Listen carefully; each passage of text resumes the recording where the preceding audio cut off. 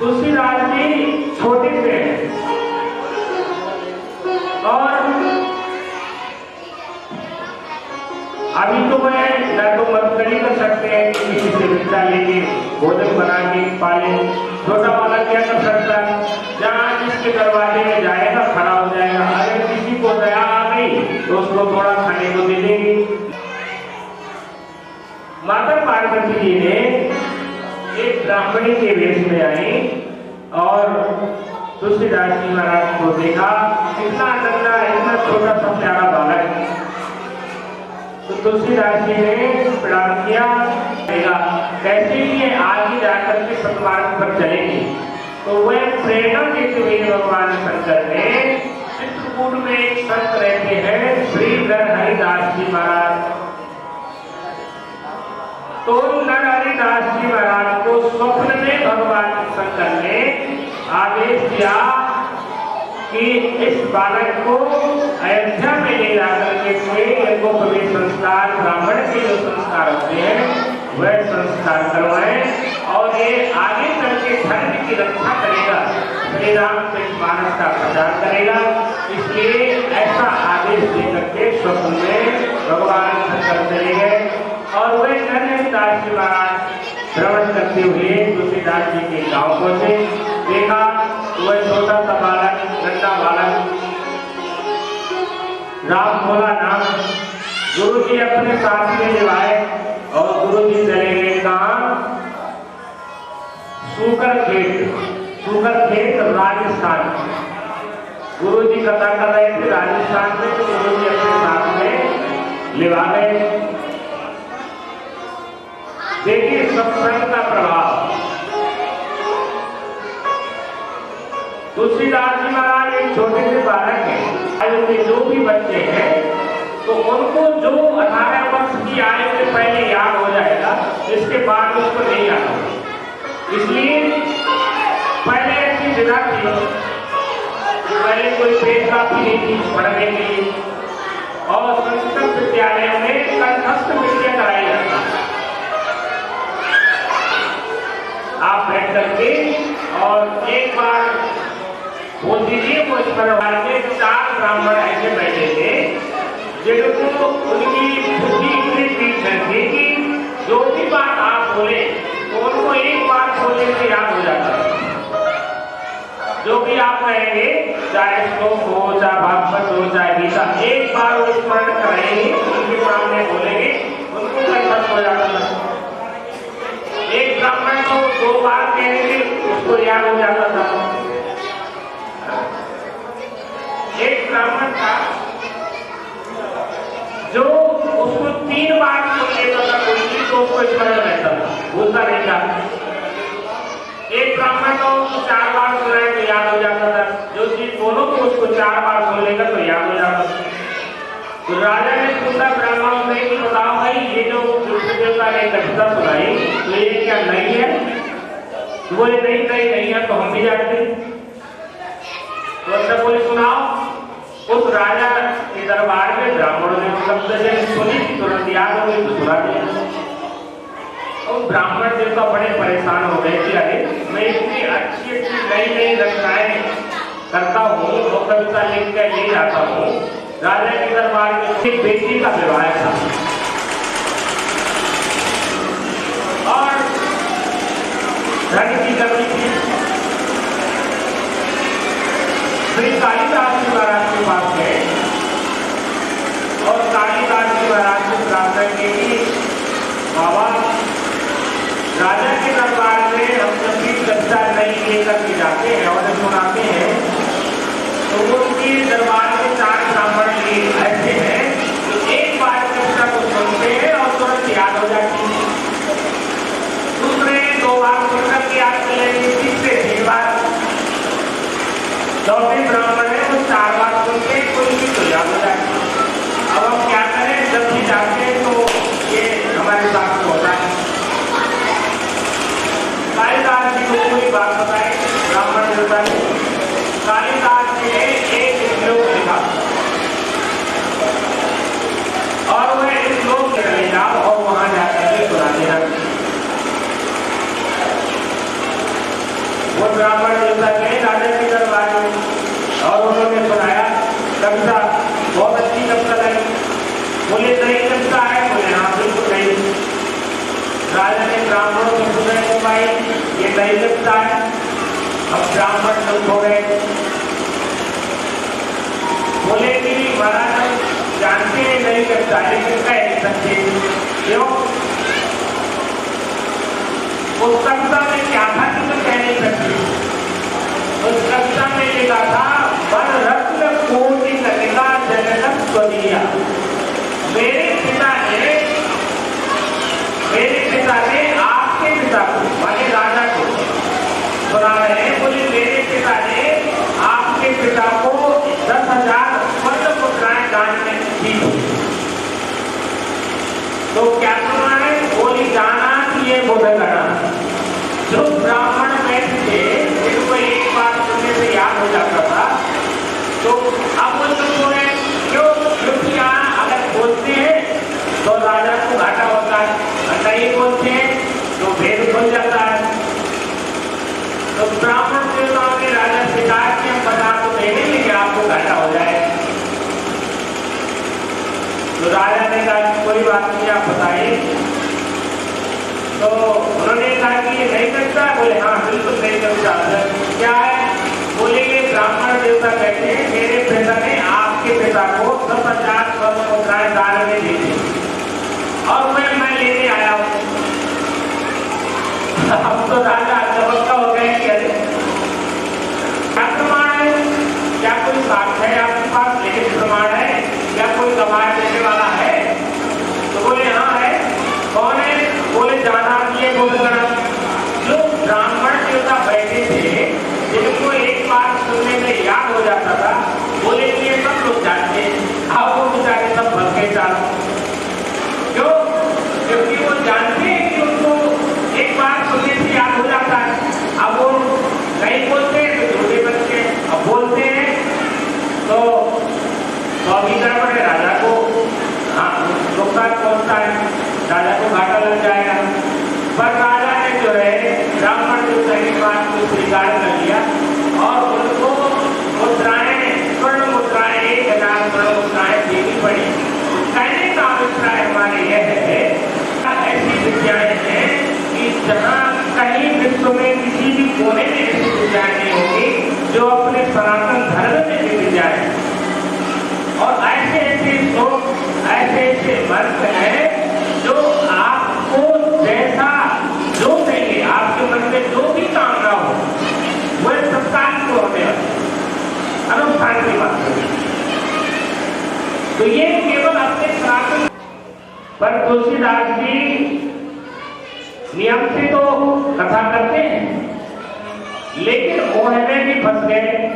क्योंकि ये प्रेम जो है आप जिस चीज में प्रेम करेंगे तो उसकी जब पराकाष्ठा में पहुंच जाएंगे तब उसका फल प्राप्त होता है। ऐसे श्री तुलसीदास जी महाराज अपने धर्म पत्नी से इतना प्रेम करते हैं कि वह कभी 1 मिनट के लिए अलग नहीं होना चाहिए। 2-3 बार उनके मायके से भाई के माने आया, तुलसीदास जी ने मना कर दिया, जाने नहीं दिया। एक दिन तुलसीदास जी घर में नहीं थे, उनका भाई आया और वह निभा करके अपने घर चला गया। तुलसीदास जी ने देखा कि अरे धर्मपत्नी तो घर पर नहीं है। पूछा पड़ोसियों से, बोले वो तो अपने मायके चले गई। तो रात का समय गोस्वामी जी उसी समय मायके चले जाते, उसके अपनी ससुराल जाती है। भजन तुलसी सीताराम को कहोरे। अब तुलसीदास जी का प्रेम देखिए कि जमुना नदी इतने विशाल, रात का समय, नौकाएं बंद हो गई, जाने का साधन नहीं। लेकिन जब व्यक्ति प्रेम करता है किसी से तो कोई समस्या सामने आती है तो समस्या नहीं, वो सुविधा बन जाती है। देखा रात्रि का समय, नौकाएं नहीं है, गंभीर जल है, लेकिन गोस्वामी जी को कोई समस्या नहीं है। एक मोटा बैठा हुआ आ रहा था, उसी को नौका समझ करके उसको पकड़ के पार हो गए।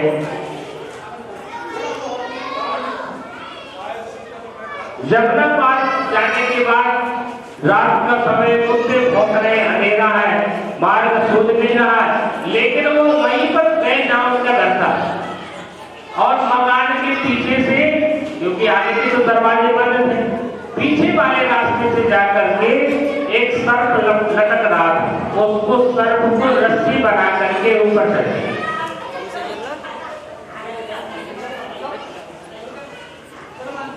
जहां पर पत्नी ने देखा कि अरे इतनी रात्रि में और ये शरीर वस्त्र गीले और इस टाइम आकर के यहां तक आ गए, इतना प्रेम।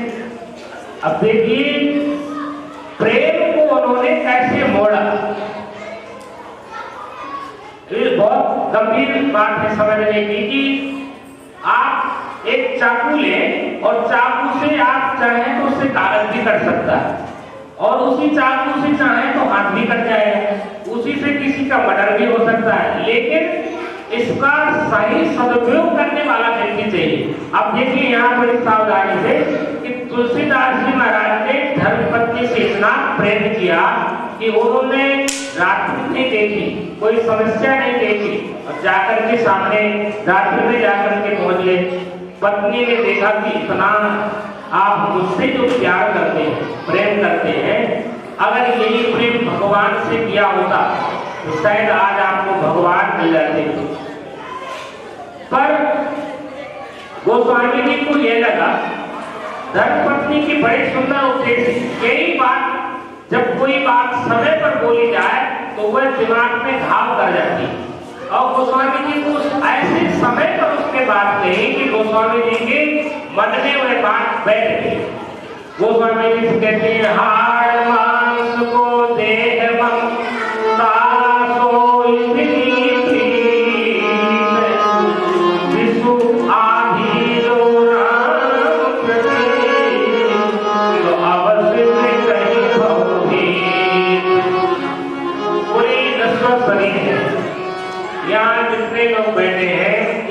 शरीर नित्य रहने वाला है? नहीं, जिसने जन्म लिया है उसको तो मरना ही मरना है, यह निश्चित है। तो वही वो कह रही है, माता कहती है कि यदि आपको प्रेम करना है तो सच्चा प्रेम तो यह है कि परमात्मा से प्रेम करना चाहिए, क्योंकि जिससे आप प्रेम कर रहे हैं क्या वह सत्य है? कितने दिन तक आप प्रेम करते रहेंगे? शरीर पूरा हो जाएगा, आपका प्रेम छूट जाएगा, सेवा छूट जाएगी, फिर वह प्रेम सत्य तो नहीं रहा, तो दर्शन तो नहीं करा सकते, लेकिन मार्ग जरूर बता सकते। बोले कि जहां आप कथा सुनाते हैं भगवान की, वहीं पर सर्वप्रथम कथा में श्री हनुमान जी महाराज आते हैं कथा सुनने, और कथा सुन के सबसे बाद में जाते हैं। उन्हीं श्री हनुमान जी महाराज के चरण पकड़ लेना तो आपको भगवान के दर्शन हो जाएंगे। ये बात किसने कही? प्रेत की। अब जो जिससे डरता है उसको सब पता रहता है कि वो कहाँ है। प्रेत को मालूम है कि वो प्रेत कहाँ है। प्रेत ने कह दिया हनुमान जी महाराज वहां पे बैठे, क्योंकि वो डरता है भूत पिशाच, तो हनुमान जी के नाम से डरते, तुरंत बता दिए, बोले वहां है। अब क्या था कि तुलसीदास जी महाराज कथा सुनाने गए, स्वरूप तो पहले पता ही था कि सबसे पहले आते हैं, सबसे बाद में जाते हैं, और फटे पुराने वस्त्र हैं, शरीर में कोढ़ है, कुष्ठ रोग है। गोस्वामी जी ने कथा सुनाई, कथा सुनाने के बाद सब लोग अपने अपने घर चले गए। वही एक वृद्ध ब्राह्मण बैठे थे। तुलसीदास जी बोले कथा तो पूरी हो गई, जाओ आप अपने अपने घर जाओ। सब लोग चले गए, आप भी जाओ। तो बोले कि पहले आप जाओ। गोस्वामी जी बोले कि नहीं नहीं, हमें जहाँ जाना था तो हम पहुंच गए, अब तो बस आपके चरण पकड़ना है। और तुलसीदास जी ने उनके चरण पकड़े, बोले नहीं दूर रहो, हमारे शरीर में देख रहे हो कुष्ठ रोग है, फटे पुराने वस्त्र हैं। तुलसीदास जी बोले कि नहीं नहीं, हम जान गए कि आप कौन हैं। बोले कि प्रभु मुझे श्री सीताराम जी का दर्शन करवा दे, तभी मैं आपके चरण छोड़ूंगा। तुलसीदास जी ने ऐसे चरण पकड़े हनुमान जी महाराज के कि उन्होंने छोड़े नहीं, और जब उन्होंने अपने सुंदर कंचन वर्ण काया का दर्शन कराया हनुमान जी महाराज ने, तब उनके चरण छोड़े। और हनुमान जी महाराज ने कहा कि यदि राम जी का दर्शन करना ही है तो यहाँ नहीं, श्री चित्रकूट धाम में जाकर के भगवान के दर्शन होंगे। तो तुलसीदास जी महाराज चित्रकूट धाम जाते हैं और चित्रकूट धाम में श्री सीताराम जी के दर्शन की लालसा लेकर के वैष्णवी गंगा के किनारे बैठे।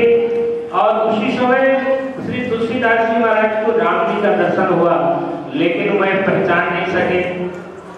तब श्री हनुमान जी महाराज वही संकेत करते हैं, एक वृक्ष से बंधन नीचे उतर के आता है और प्रणाम करता है तुलसीदास जी के चरणों में। बोले कि यही श्री सीताराम जी है। और तुलसीदास जी महाराज ने श्री राम जी का दर्शन पाया और जीवन धन्य धन्य हो गया।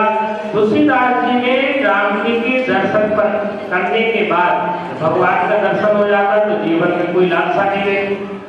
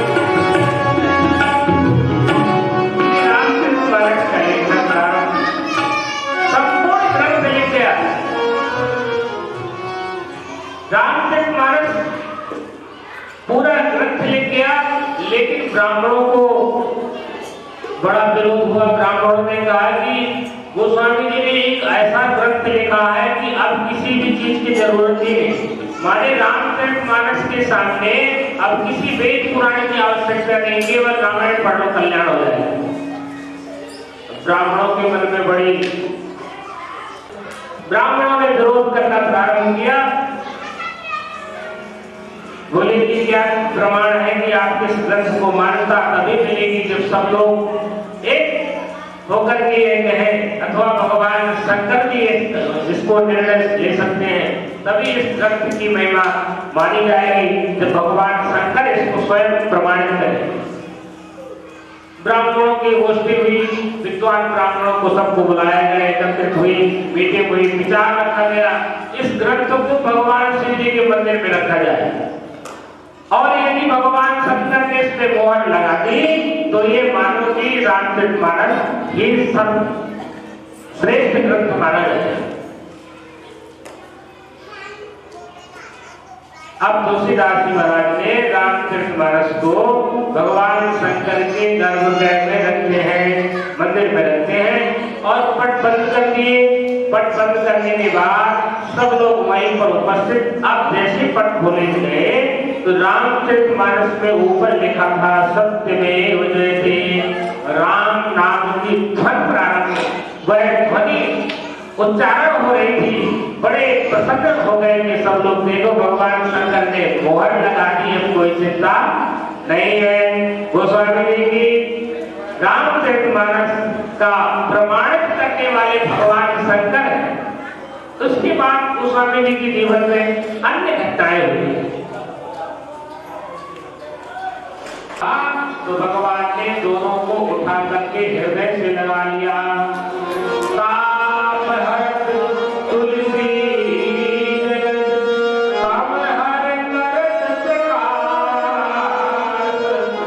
दो